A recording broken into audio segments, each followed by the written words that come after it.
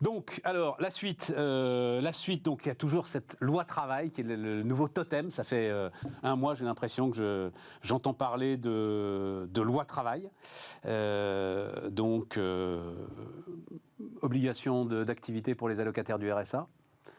Je ne suis pas sûr que ça te réconcilie avec les syndicats, cette histoire, mais enfin bon, voilà. France Travail, donc l'ensemble des forces administratives sur les territoires qui aident à l'emploi, qui sont réunies sous une bannière unique. Et puis, la fameuse question du partage de la valeur, où là, l'idée est quand même de retransmettre dans la loi sans trop y toucher, même si les députés Renaissance ont envie d'y toucher, l'accord interprofessionnel passé entre les partenaires sociaux. Bon, un truc, ça, il n'y a pas de quoi réveiller qui que ce soit, quoi. Même moi, rien qu'en le disant, ça m'ennuie, en fait. Hein. Non, mais faut être franc, hein. C'est un peu comme la réforme. Enfin, l'essentiel avait déjà été fait d'une certaine manière. J'ai pas l'impression, bon, mis à part quelques cas particuliers, j'ai pas l'impression que sur le fond, on s'en fout, quoi. Voilà, entre la loi El Khomri, les ordonnances pénicaux, tout à fait. Il n'y a pas tellement de changements de ce point de vue-là. Après, si c'est juste pour faire travailler les allocataires du RSA, on s'en fout. Dans un contexte effectivement peut-être politiquement un peu difficile. Non, puis en plus c'est une mauvaise idée. Enfin bon, on en a déjà parlé de ça. Je sais pas, on en avait discuté ensemble, Erwan. C'est une fausse bonne idée. En fait, tu leur fais faire des boulots à la noix. C'est Cahuc qui était contre. Moi, j'étais un peu. Mais bien sûr. Tiens, Cahuc qui était quand même plutôt libéral sur les questions de marché du travail, j'ai vu qu'il était contre. Cahuc, il connaît le marché du travail. Bien sûr. Voilà. Donc quand tu connais quelque chose, t'es forcément un peu libéral. Mais derrière, mais derrière, il n'est pas là. Mais non, mais tu fais faire des tâches idiotes à des gens qui n'en veulent pas, encadrés par des gens qui ne veulent pas les encadrer. Enfin, c'est de la frustration pour tout le monde. Oui. Ça n'a aucun sens. Aucun sens. Non, c'est sûr. Non, parce que le truc que j'avais oublié, sur lequel je voulais vous faire réagir, en gros, alors c'est encore citer l'opinion, décidément. Donc là, c'est Corinne Laïc ce matin, un papier qui m'a l'air bien, je ne sais pas qui elle a vu, mais à mon avis, pas très très loin de l'Élysée quand même, qui dit en gros, ok, vous êtes tous en train de dire, je fais monter les extrêmes, machin, etc. Sauf que c'est à la fin du bal qu'on paye les musiciens, et dans 4 ans, si moi j'ai réussi à avancer, même si c'est au forceps, et si on a un pays plus efficace, plus industriel, moins dépensier, eh ben j'aurais fait le job, et vous verrez bien que c'est pas Marine Le Pen qui ramassera tout ça. Voilà. Donc en gros, essayer de le remettre dans un cadre global, d'un pays qui se modernise. Ils ont intérêt à être bon en communication quand même. Mais si j'étais un peu piquant à dire être meilleur peut-être. Mais sauf que c'est pas vrai en plus. Pourquoi c'est pas vrai ? C'est pas vrai que le pays se modernise. L'éducation nationale est les vrais enjeux ne sont pas adressés. L'éducation nationale est une catastrophe. L'université française s'effondre. Les services publics, on y met beaucoup d'argent. Et les résultats ne sont clairement pas à la hauteur. Il y a des résultats qui ont été obtenus en matière d'emploi. Ça, c'est vrai. De là à dire qu'on va atteindre le plein emploi, etc., je suis un peu plus sceptique. Mais il y a des résultats qui sont là. En matière de c'est ça qu'ils vont vendre d'ailleurs, la loi plein emploi. Et ils ont raison. En matière de réindustrialisation, il y a aussi quelques résultats qui sont là. Très bien. Mais c'est... Les enjeux pour l'avenir ne me semblent pas adressés. On ne sort pas. On a un pays qui est extrêmement tendu politiquement. À nouveau, pour la modération, c'est que le gouvernement n'est que l'héritier de décennies de tensions croissantes. Mais on a cette tension pas parce qu'on sort d'une réforme à la Thatcher ou à la Reagan ou à la Schröder. On n'a pas. Je doute que dans 4 ans, on pourra dire le pays est transformé. Ouais, le parallèle que tu viens de faire fait mal, là, c'est vrai. Oui, c'est ça. C'est un peu l'équivalent de la grève des contrôles aériens pour Reagan, des mineurs pour Thatcher. Je ne sais pas si contre Schröder, il y avait eu des mouvements. Il avait perdu les élections en derrière, mais contre les lois Hart, il y avait des mouvements forts de. Je me souviens pas. Enfin, oui, moi non plus, je me souviens pas. Mais c'est vrai que oui, ça n'a rien à voir. Non, juste un point. Je te donne la parole, mais juste un point sur la réindustrialisation, parce que c'est un truc qui me fascine depuis que j'ai découvert ça. Je vous en ai parlé 10 fois déjà, pardon. Mais c'est sur le record battu des prélèvements obligatoires, alors qu'on baisse les impôts depuis 5 ans. Et donc, c'est la machine, en fait, qui s'emballe. Et alors, dans le détail de ce que mesure l'INSEE, vous regardez les impôts de production. Donc, on les a baissés. Eh ben non. En fait, ils ont augmenté de 10%. Donc, les différentes assiettes, les impôts de production, c'est une dizaine de taxes diverses et variées. Les différentes assiettes sont ainsi faites qu'en 2022... Attends, depuis 85. Oui, c'est ça. Ils sont augmentés en valeur absolue. Ils ont pris 10%. Oui, ils ont augmenté en valeur absolue. Oui, mais de 10% en valeur absolue. L'assiette, c'est large. Oui, mais t'es censé les baisser. Puis, l'inflation fait augmenter une grosse partie des prélèvements obligatoires. Mais oui, mais de 10%, les gars. Les impôts de production, c'est-à-dire ceux vraiment qui sont au cœur de la réindustrialisation. C'est quand même un truc spectaculaire, moi, je trouve. Voilà. Le système fiscal détruit la volonté politique. Juste dans les maths, on a baissé. Ouais. L'assiette a augmenté, donc ça fait un volume plus important. Ouais. Donc ça, on refait la courbe de l'affaire. Ouais. C'est exactement ça. C'est qu'à un moment à l'arrivée, l'industriel, il payait 10, on l'a descendu à 8, et là, il a payé 11. Voilà. À l'arrivée, c'est ça. Il a généré plus. Ouais, mais oui, en même temps, ils ont augmenté de 9,8%. Donc, je ne sais pas si l'industriel a augmenté ses prix de vente, enfin son résultat de 9,8%, je suis pas son résultat imposable, je ne suis pas tout à fait sûr. Hein. Mais moi, je voulais revenir sur la notion d'efficacité de la dépense publique, parce que c'est quand même juste le cœur de la bataille. On va l'attaquer encore avec le budget sur il faut faire attention aux coûts, il va falloir baisser, il va falloir couper, etc. Alors que le cœur du problème, c'est l'efficacité. Oui. On met des sommes d'argent colossales dans un pognon de dingue, comme il dirait, dans l'éducation, dans toutes les fonctions régaliennes, que ce soit justice, etc., pour un service rendu et un service perçu par nos concitoyens qui est absolument désastreux. Et pour ce faire, là, pour le coup, on ne fait rien. Donc, on travaille toujours pas sur la notion, parce que moi j'appelle le back-office, c'est-à-dire pour reprendre l'exemple de l'éducation nationale dont tu parlais, Erwan, on a 1,5 million de personnes, on a 700 000 profs, on a 700 000 personnes qui sont derrière. Pourquoi faire ? Et c'est ça dans la justice, et c'est ça dans toutes les fonctions. Et là, on s'y attaque pas. Et en plus, on s'y attaque d'autant pas que, en plus, la dépense publique, il y a un autre budget qui est en train d'exploser, qui est la charge de la dette. Qui est en train de devenir le premier poste. 53 milliards. Voilà, qui ici, on prend encore 1 ou 2 points, va exploser. Je crois qu'il y en a qui se sont amusés à calculer à quel moment, en fait... Alors là, c'est l'inflation qui le fait exploser. Oui, mais sauf qu'à un moment donné... Puisque 10% de notre dette est indexée sur l'inflation. Mais ça aussi, les gars, ils avaient le choix entre la peste des taux et le choléra de l'inflation. À un moment, ils se sont dit, allez, on va mettre un peu d'inflation. T'es rattrapé de partout, quoi, en fait. T'es rattrapé. Et c'est-à-dire qu'à un moment donné, tout le système où tu essayais de jouer... Et on le sait, ça fait très longtemps qu'on en parle, qu'on marchait sur des œufs.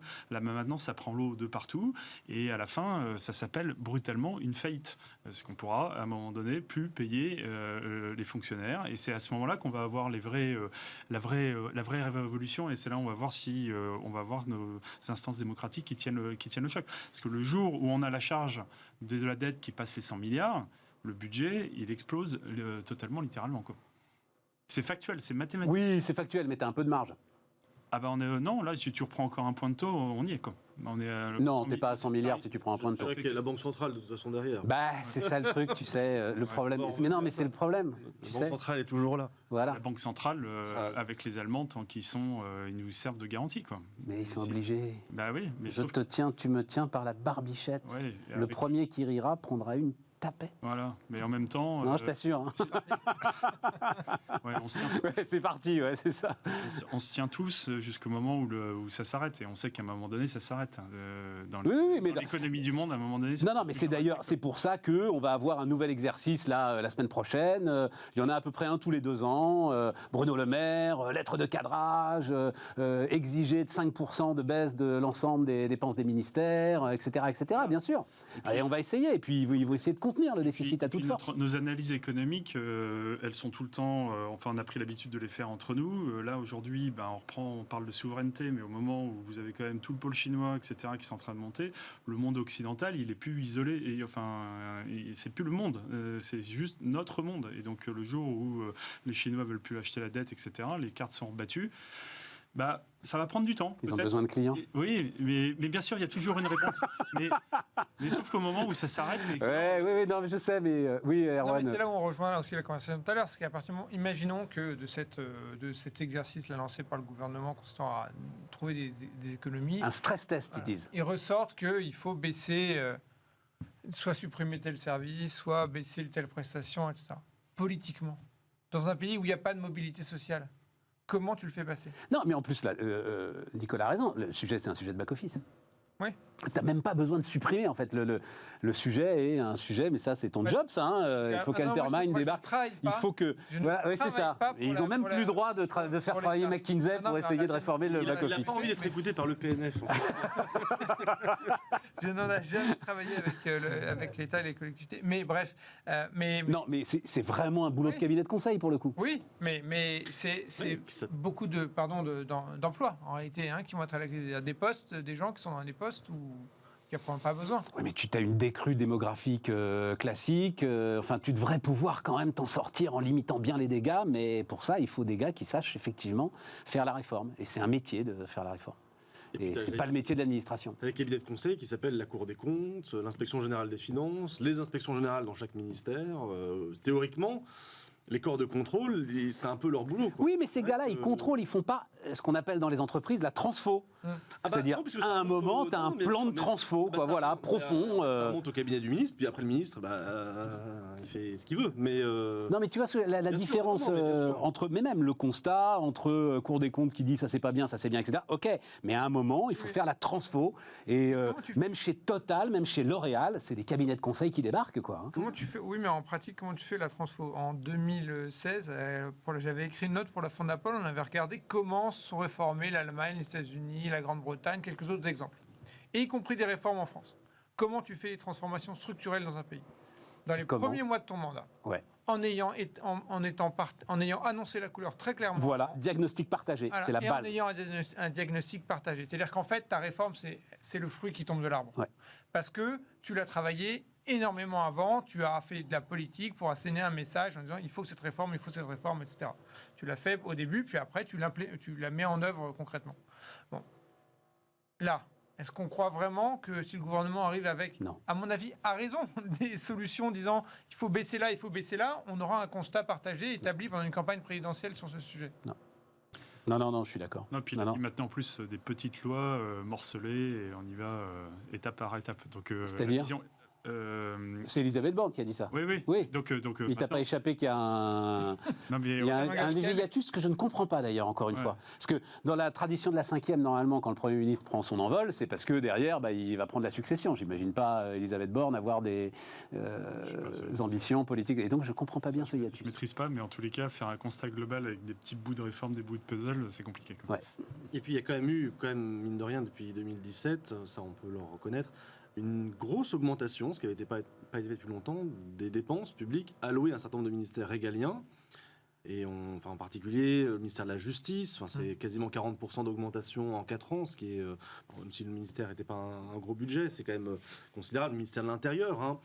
Quelque part, moi j'ai toujours l'impression qu'ils sont arrivés avec tellement de gouvernements auparavant qui avaient un peu quand même poussé la poussière sous le tapis, puis surtout ils roulaient un peu devant les problèmes, c'est-à-dire qu'ils voulaient surtout pas les résoudre.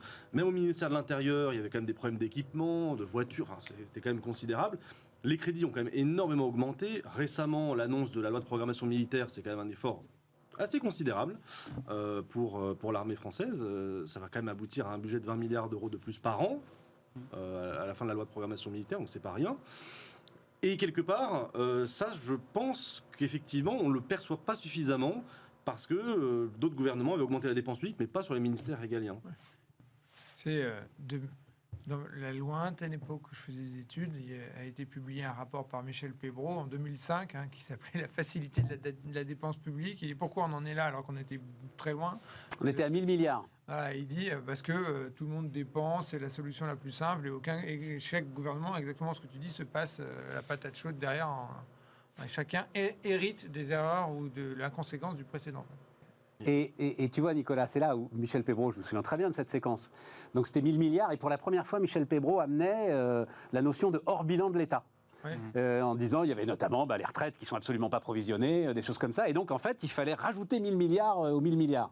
Et donc, on était, 2005, effectivement, à se dire, quand est-ce qu'on retire la nappe, le truc s'arrête, Bon, 2950, et voilà. Non, 2950, sans le hors-bilan, qui reste lui-même, alors je sais pas si c'est encore le double. Tu penses qu'on va jusqu'à combien? Mais j'en sais rien. Non, mais en plus, alors ça, mais c'est intéressant. Enfin, il faut le dire, mais ça, la question n'est pas là-dessus. Je suis effectivement, tous les bons auteurs le disent, la question n'est pas le niveau de la dépense publique, même pas le niveau de la dette. La question, c'est son utilisation. Et effectivement, quand tu as 850, alors c'est le chiffre exact, en tout cas de la rentrée 2021, c'est 850 000 profs face aux élèves dans le primaire et le secondaire. Voilà. Pour 1,5 million de...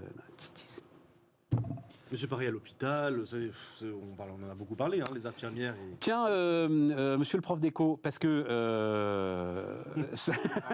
j'aime bien de temps en temps te faire le prof d'éco. Donc, on va voir, est-ce qu'on va... Oui, je crois que j'ai une petite image. Mais bien sûr, la courbe de l'affaire. Là. Donc, c'est un économiste qui s'appelle Xavier Jaravel, que tu connais sans doute, qui a été... Oui, alors pas personnellement, de nom. Oui, voilà, c'est ça.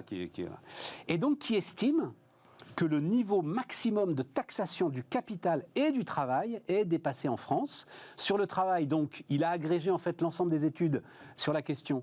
Le seuil serait de 60 à 65% pour les hauts revenus, TVA comprise. Donc ça veut dire que je pense qu'on est au-dessus, si c'est TVA comprise. Et pour les revenus du capital, de 30 à 35%. Pourquoi cette différence? On le dit rapidement, parce que le capital est plus mobile, évidemment, que le travail, y compris pour les hauts revenus. Alors, non, mais c'est vrai que le débat autour de la courbe de l'affaire, c'est un débat sans fin.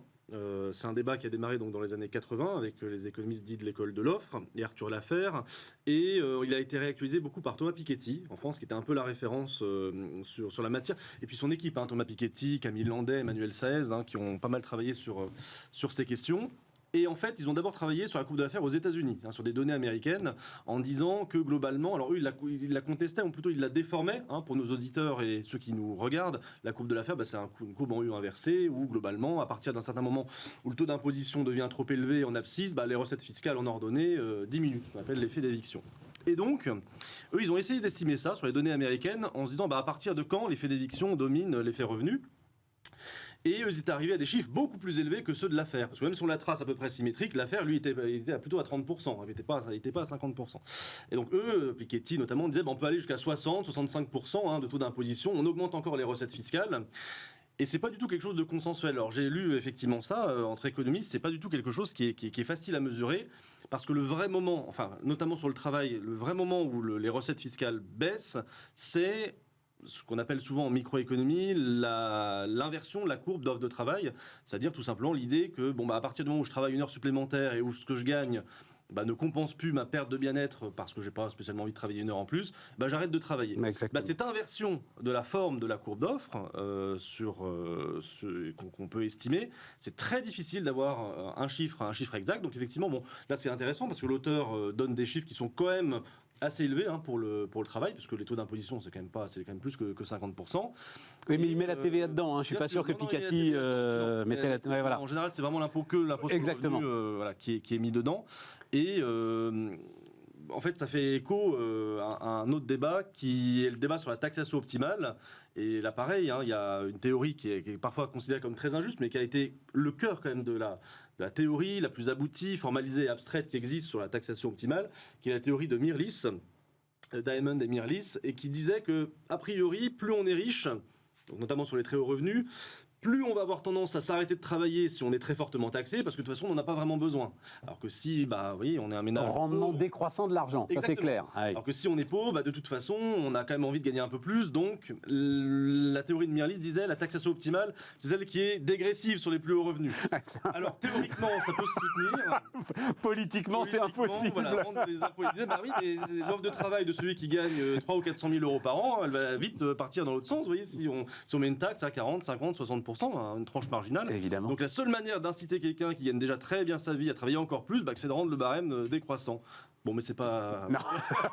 Ça renvoie à notre débat sur le lien entre ce que disent les modèles économiques et la capacité ensuite à le transcrire en débat politique que Tesmar, Landier... voilà, ce formidable bouquin de Tesmar et Landier. Tiens, donc il faudra reparler là. Oui, absolument. Bon, ok. Mais donc, voilà, c'est intéressant.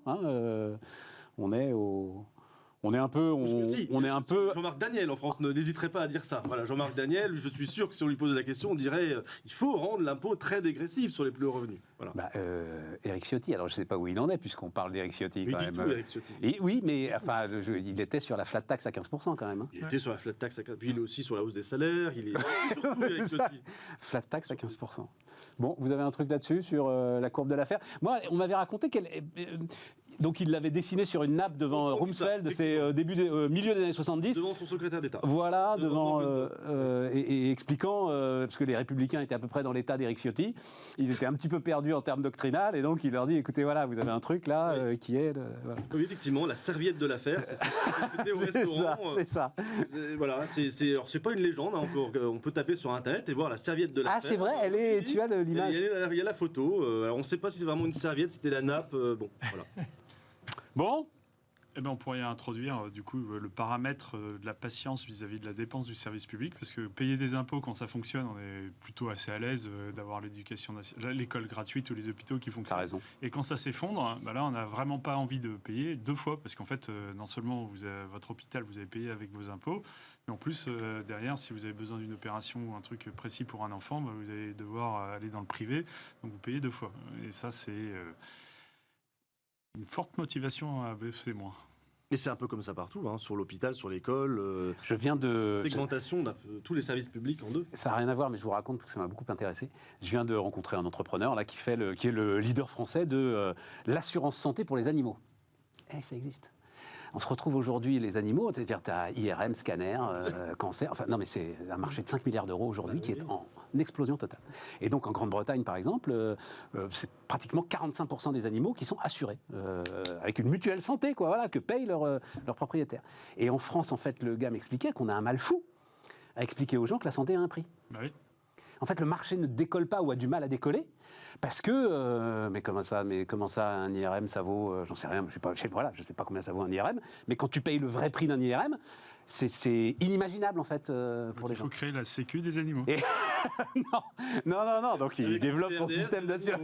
c'est une CSG des animaux. On va y aller tout droit. Non, mais c'est intéressant. Hein. Mais c'est vrai. Enfin, tu vois, c'est les médecins, quand ils disent que la consultation qui est à 25 €, je sais pas quoi, il y a un effet signal-prix qui est pas très fort. Ah, mais c'est évident. Et même en termes, et je pense que ça a plein d'avantages. Évidemment, ça permet à l'ensemble des Français d'avoir accès à la santé. Je ne vais pas remettre ça en question, mais après, effectivement, ça ne donne pas non plus la valeur, ça ne reflète pas immédiatement la valeur au service. Oui. Mais je crois que c'est pour ça que, non, je sais pas, je me trompe peut-être, mais Gabriel Attal qui avait introduit au moment de la déclaration d'impôt comment utiliser l'argent. On l'a vu 10 fois. C'est un petit pas quand même. C'est Jérôme Mathis qui vient nous voir régulièrement et qui est spécialiste de ces questions de santé. Il raconte un truc, c'est le seul produit que vous allez acheter sans savoir si vous en avez dans vos placards. C'est-à-dire, vous allez acheter des pâtes, vous allez d'abord regarder est-ce qu'on a besoin de pâtes. Vous allez acheter de la lessive, vous allez d'abord regarder est-ce que j'ai besoin de lessive. Vous sortez de chez le médecin, il vous a fait une prescription, vous n'allez pas vous demander si vous avez encore du Doliprane, etc. Vous rentrez à la pharmacie, vous prenez tout, vous ressortez.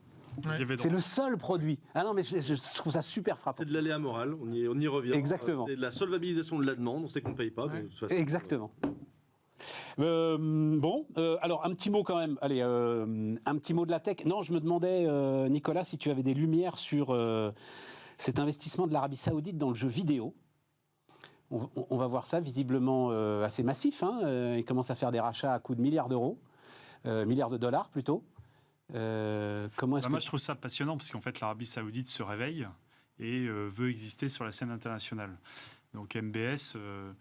Accompagné d'ailleurs par des cabinets de conseil occidentaux. Je crois que lui, quand il appelle McKinsey, il y a moins de polémique. Voilà, choisit des verticales pour pouvoir exister et pour pouvoir faire en sorte que l'Arabie Saoudite devienne un acteur majeur et soit perçue telle qu'elle. Et donc, en l'occurrence, a choisi le jeu vidéo parmi plein d'autres. Hein. Et le jeu vidéo donc, a créé une structure qui s'appelle Savi, dans laquelle il a mis gentiment 38 milliards de dollars pour pouvoir faire des acquisitions et des prises de participation. Alors justement, en préparant, je regardais, ils sont quand même dans Activision, ils sont dans Embracer, ils sont pris 8% de Nintendo. Et puis, donc ça, ils ont appris d'abord un peu le métier. Et puis maintenant, ils se disent comment on va avoir nos propres studios, puisqu'en fait, ce qui l'intéresse, c'est d'abord l'influence. Un peu comme le Qatar dans le sport, je suis dans le jeu vidéo, j'ai de l'influence parce que c'est un média, c'est un sujet d'entertainment. Ensuite, ça reste un business, mais après sa vision très long terme, puisque lui, pour le coup, il n'est pas réélu dans 5 ans, il se projette dans le rapatriement et la création d'emplois en Arabie Saoudite. Mais c'est là où il va avoir un problème. Pour arriver... Alors, est-ce qu'il va y avoir un problème? Comment est-ce qu'il fait Dubaï est une belle démonstration. Mais attends. Des gens, Attends. Alors, tu connais les deux, c'est pas pareil. Hein, vivre à Dubaï et vivre à Riyad, c'est pas pareil. Vivre à Dubaï, vivre à Jeddah, c'est pas pareil. Et surtout, quand est-ce que tu concilies, j'en sais rien, alors c'est des trucs de vieux, moi, Tomb Raider avec la lecture très rigoriste du Coran, qui est encore celle de l'Arabie Saoudite. C'est-à-dire, je trouve que il va avoir un sujet, mais sans doute profond, peut-être, de crise politique à se lancer là-dedans. Enfin, je trouve ça...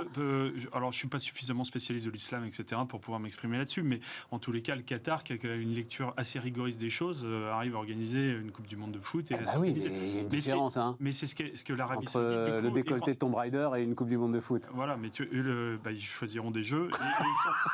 Ils sont rentrés dans le e-sport également. Ouais. Et donc, ils ont racheté 2 boîtes qui sont Facelt et ESL. Et donc, il y en a un qui organise des tournois en ligne. Et puis il y en a d'autres qui ont les tournois physiques. Donc l'idée, c'est qu'on va avoir à un moment donné des Coupes du Monde qui vont se passer en Arabie Saoudite, où tu ramèneras la planète entière et tu créeras l'événement comme la Coupe du Monde de foot dans le sport. Donc, en tous les cas, ce qui est intéressant, c'est que c'est une verticale, et par rapport à notre sujet précédent de la France qui se morfond, et qu'est-ce qu'on a comme grand projet, qu'est-ce qu'on a comme grand élan, lui, il arrive, il met de l'argent, donc au moins c'est 38 milliards, et il donne un grand cap avec tout un peuple qui se mobilise, et puis aussi des entrepreneurs du monde entier qui comprennent qu'en ce moment, les sources de financement du jeu vidéo, parce que ça n'a jamais été complètement facile de financer des jeux vidéo, ça se passe en Arabie Saoudite et donc se tourne vers ce pays et ramène de la matière grise et de la dynamique, etc. Est-ce qu'il va y arriver? J'en sais rien. Enfin, en tous les cas, je trouve que c'est intéressant. La démonstration est très intéressante. Et quand on voit tout ce qu'a fait le Qatar dans le sport avec la diplomatie d'influence, la diplomatie du sport qu'a quand même créé le Qatar, il n'est pas interdit que l'Arabie Saoudite arrive à faire, avec encore plus de moyens, des choses très intéressantes là-dedans, quoi. Vous avez un avis là-dessus, les gars? Non, ça me aucun. rappelle juste le texto que MS avait envoyé. C'est un concert qui avait eu lieu avec de la musique commerciale plutôt européenne, et il avait envoyé. C'est ça où les islamistes, c'est MS qui était connu, comme quoi. Il a, je pense, comme volonté d'ouvrir. Tu veux dire entre le concert, entre les terroristes djihadistes et la pop musique, il choisit la pop musique, oui, quoi. C'est ça. Ouais, d'accord. Et je ne sais plus à qui il a envoyé ce texto qui avait été rendu public. Tu sais, c'est... Il a quand même éliminé une partie de ceux qui s'opposaient à cette ouverture un peu culturelle. Oui, et puis c'est peut-être que le début. L'image de la Chine nous montre quand même, parce que c'est vrai que c'est une illusion qu'il y a eu à un moment, on en a beaucoup parlé, notamment la politique des Allemands vis-à-vis de la Chine, avec le commerce, on va s'ouvrir, etc., les échanges, l'OMC, machin. Et en fait, pas du tout, quoi. Et donc, je sais pas. C'est pour ça m'intéresse beaucoup. La dynamique. Je prends tes explications, mais je pense qu'il va avoir un problème que... Oui, il aura sûrement un problème culturel, mais on n'en sait rien. Enfin, en tous les cas, il en a fait un cheval de bataille personnel d'arriver à ouvrir son pays et à plus le libéraliser. Donc, le soutenir dans cette démarche me paraît être collectivement sur la planète une bonne démarche. Mais en tous les cas, d'avoir un pays qui se mobilise autant pour le jeu vidéo et qui met autant d'argent dans ce secteur, je trouve que c'est pour l'industrie, pour la création de l'industrie, et puis on va voir ce qui va sortir dans le e-sport, etc. C'est une formidable nouvelle, quoi. Erwan? Moi, je ne connais pas assez l'Arabie Saoudite. Tout ce que j'ai vu qu'ils s'ouvrent, j'ai vu l'hôtel magnifique qu'ils ont construit à Al-Oula, il est absolument dingue. Et donc, une stratégie d'ouverture qu'il n'y avait pas il y a quelques années. La question que je me pose sans connaître ce pays, mais qui est plus large, c'est dans quelle mesure on peut conjuguer ouverture commerciale, inscription dans l'économie libérale capitaliste et système politique qui ne soit pas libéral. Ouais. À long terme, j'y crois pas. Et théocratie. Voilà, c'est ça. Oui. Et le grand sujet quand même des libéraux des années 90, ça a été de croire que l'économie allait transformer ces pays autoritaires. Et force est de constater, au regard de la Chine, du Vietnam, etc., que ça ne fonctionne pas, de la Russie, surtout de la Russie, tu as raison, que ça ne fonctionne pas. Il y a deux éléments, je pense. Je ne sais pas si ça ne fonctionne pas, à long terme ou à plus long terme. Par contre, je pense que ce qui est démontré, c'est que les économies libérales et les démocraties libérales sont plus fortes que les régimes autocratiques et fermés.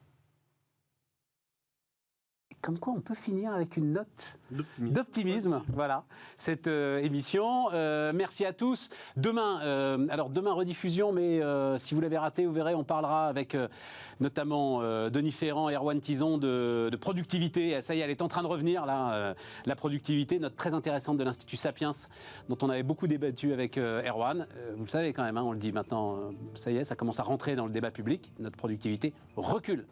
Et recule même de manière assez sensible et importante. Donc voilà, on discutera de tout ça. Et puis on se retrouve donc mercredi pour parler de l'Italie et pour parler des questions extraterritoriales, enfin du droit extraterritorial.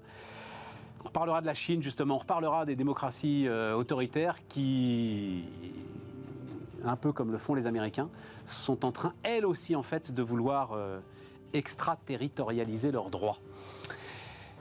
Ou ce qui en tient lieu. Voilà. Donc, bonne soirée à vous.